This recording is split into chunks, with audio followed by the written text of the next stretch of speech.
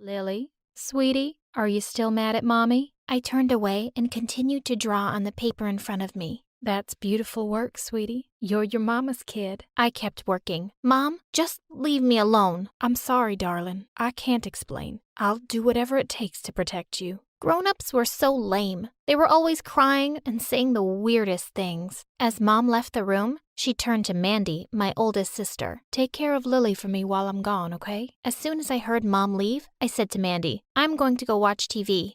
Go wherever you want to. I hope you don't come back. Wherever? Great. Mom said she couldn't take me to Susie's party because I was too small to go out. But I was 6 years old. I was almost a grown-up. I could go out by myself. When I got outside, I asked an old woman standing by the side of the road, do you know Susie's house? It's got a pink gate. She said she did and she could take me there. But the house she took me to had a purple gate. Don't be silly. This is purple. I told you, Susie has a pink gate. I was starting to get angry now. Grown-ups could be so dumb sometimes. I turned to leave when suddenly the woman picked me up and rushed inside. I started to scream, but there was no one around. She put me in a dark room and said if I keep quiet, she'd give me ice cream. I don't want it. I want my mommy. Should have thought about that before. Now I'm your mama. She'll never find you. I started to cry. Just then, the door of the house flew open and someone yelled, keep your filthy hands away from my girl. I started to jump up and down with joy. It was Mom.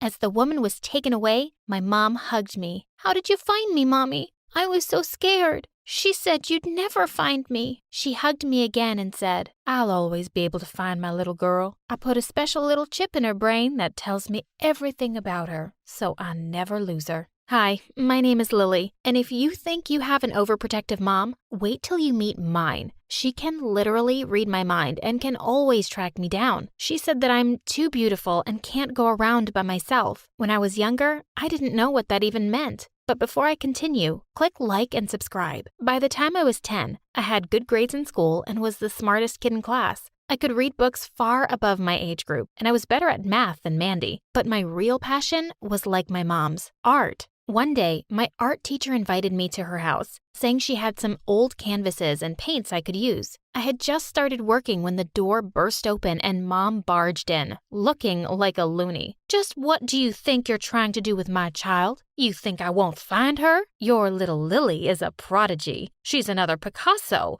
a Michelangelo. Keep your trap shut. I know you were trying to kidnap my kid. As Mom dragged me home, I couldn't help wondering how she even knew where I was. But then I remembered how Mom had once said she'd put a chip in my brain so she could always find me. That's how. The next day, we had a new teacher. And on top of that, Mom forced Mandy to join my class. Mandy was furious. I can't believe I have to go down a class just to babysit this brat, Mom. It's not fair. But Mom couldn't care less. You know your sister is special. You absolutely have to look after her. Mandy glared at me. I wish you'd just disappear.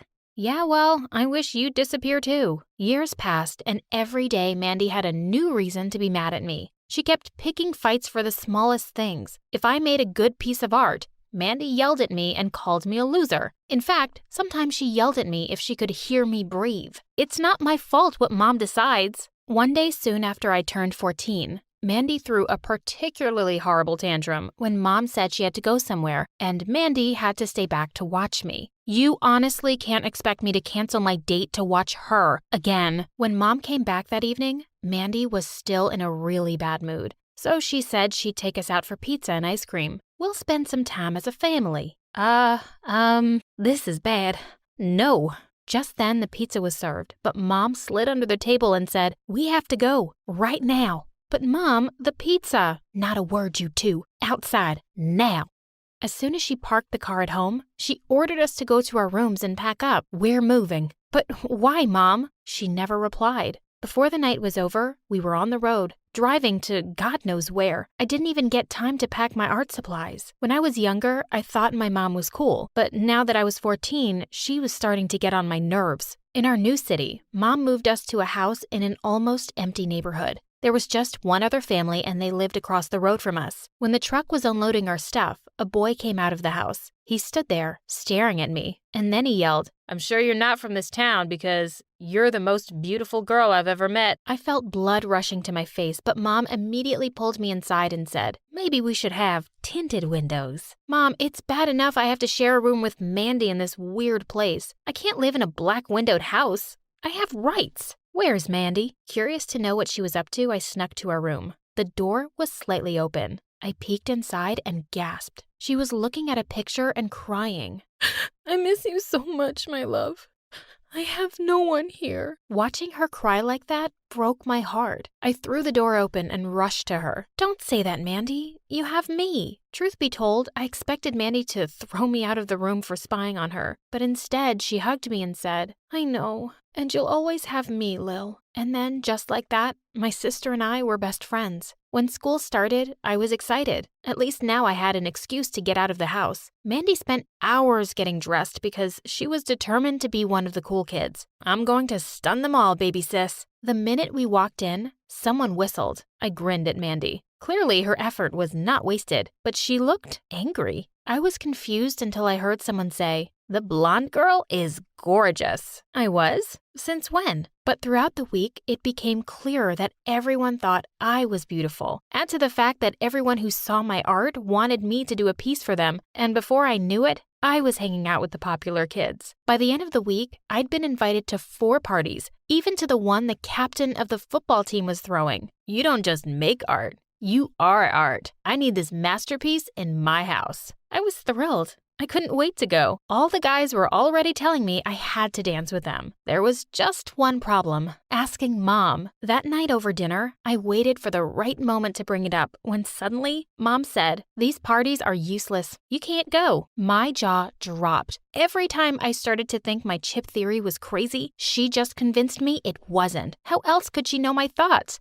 "She didn't say anything about a party, Mom," Mandy said. "Oh, she doesn't need to say anything. I know." I looked over at Mandy in shock, and she looked just as taken aback as me. That night as we lay in bed, Mandy said, "It's unfair how she's so strict with you. I don't know why she hates you." "I wish she didn't," I said sadly. "Hey, you know what? If you want, we can sneak out." "What, really?" "Yeah, it'll be a ball. All the jocks will be there. And it's so great that the captain of the football team wants to dance with you." I was thrilled. I promised her I'd never tell Mom she helped me. The next day, the 2 of us got to the party when it was in full swing. Mandy immediately disappeared into the crowd. Everybody started to hover around, waiting to dance with me. It was as if the whole school had been waiting for me to show up before the party actually started. After a while, I was so tired, I absolutely had to sit down. That's when I saw him. He was tall and he was wearing a green shirt. Even from across the room, I felt his intense gaze. And when our eyes met, he smiled. I never knew a smile could make my heart race the way his did. I smiled back and he started to make his way to me. I waited with my breath caught in my throat. I just knew I was about to fall in love. "Hi,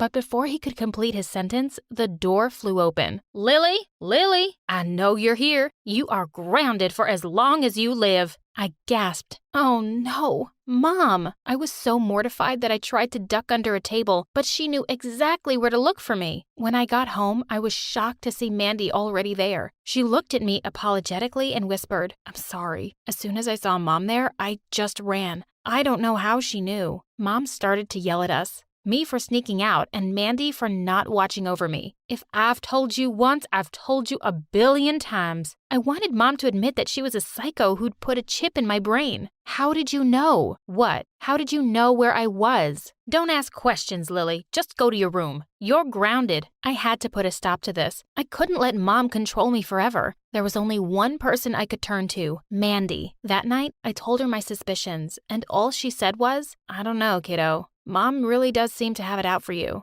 I'd be careful if I were you." "You have to help me, Mandy. I have to go see a neurologist and get this thing out of my head." Mandy promised that we'd go next time Mom was out of town or we had a chance to sneak out. The next day in school, I was a girl on a mission. I had to find the guy in the green shirt. I checked every nook and cranny. I went around asking everybody. did you see the guy in green yesterday? It turned out that a lot of people were wearing green. Why did Mom have to come before I caught his name? By the end of the day, I was so disappointed that I gave up and was wandering aimlessly around the school when I saw the art room. Immediately, I made my way to it. As I set up a canvas, I once again began to drift into my universe of colors. Hey there, I thought I might find you here. I broke out of my reverie and gasped. It was him. My heart immediately began to thump like 100 drummers were banging away on it. You were looking for me? He smiled and said, well, a little birdie told me that the most beautiful girl in school was looking for someone in a green shirt. I thought I might be the lucky winner, am I? I looked at the ground and nodded. In a flash, he was next to me. Why? I wanted to ask you out. He stepped closer to me, and I gasped. He came closer and closer, till his face was just an inch from mine. I'd love to go on a date with you. With that, he turned to leave, and I breathed a sigh of relief. I hadn't even known I was holding my breath. As he reached the door, he turned and said, oh, and in case you were wondering, Lily, my name is Eric. When I got home that day, I was still flustered, and my heartbeat would not slow down. I kept thinking only one thing, Eric, Eric, Eric. Suddenly, Mom barged into my room and she yelled, snap out of it. What? This boy. Eric, just stay away from him. Boys only bring trouble. I gasped, and then suddenly, I felt furious. You aren't the boss of me, and you can't control my life forever. I'm going to date whoever I want to. Don't make me do something I don't want to. The next few days went by in a magical haze of Eric, who was spending every minute of school time with me. I'd never felt happier in my life. And then one day, Mom announced that she was going to an art auction to sell some of her work. She would be gone for the whole day. This meant I could spend the whole day with Eric. We decided to visit a nearby town that was famous for its art museums. The minute Mom left, so did we. For once, I was sure I was safe from Mom, but I was so wrong. As we wandered around seeing museum after museum, Eric suddenly stopped and told me he had a small gift for me. Of course, I wondered what it could be and gasped when I saw it. It was a gorgeous hairpin. One look was enough to know it would have cost a fortune. I'm not much good at art myself, but my grandma was. This was hers. She'd have loved you and would have wanted you to have this. Oh, Eric, it's lovely. And then I couldn't stop myself. I leaned in to kiss him, and what a kiss it was. I felt like the brightest colors had sprung up all around us. Just then, I felt someone pull me away. What are you doing? Are you trying to take my daughter away? Did they send you? Who? What? No one sent me. But Mom wasn't listening. Her eyes were glazed over and full of panic as she tried to drag me away. Let go, Mom. I don't want to go anywhere with you. As soon as we got home, Mom yelled for Mandy. Pack up, Mandy. We're moving. What? No, I'm not going anywhere with you. You're crazy. I know you've put a chip in my brain, but I'm done letting you ruin my life. Don't be stupid, Lily. There's no chip. I turned to see Mandy standing at the bottom of the stairs, and Mom looked horrified. Mandy? No, you can't. Watch me, Mom. I'm just as sick and tired of you as she is. You promised me we wouldn't move as long as I told you. Told her what? What are you talking about? She's been using me to spy on you all your life. There was never any chip. The last time we moved, she said if I was nice to you and told her everything, we could stay. I was stunned. Why would you do this, Mom? Mom stood speechless, and Mandy said she'd wondered that too. I got so tired of Mom acting crazy that I snooped around in her papers and found everything. Will you tell her, Mom? Or should I? Mom looked at me, tears pouring down her cheeks. After Mandy's dad left, I was completely broke. A really rich couple who couldn't have a baby offered me a great deal of money to carry their child. But as soon as I set eyes on you, my Lily, I couldn't bear to give you up.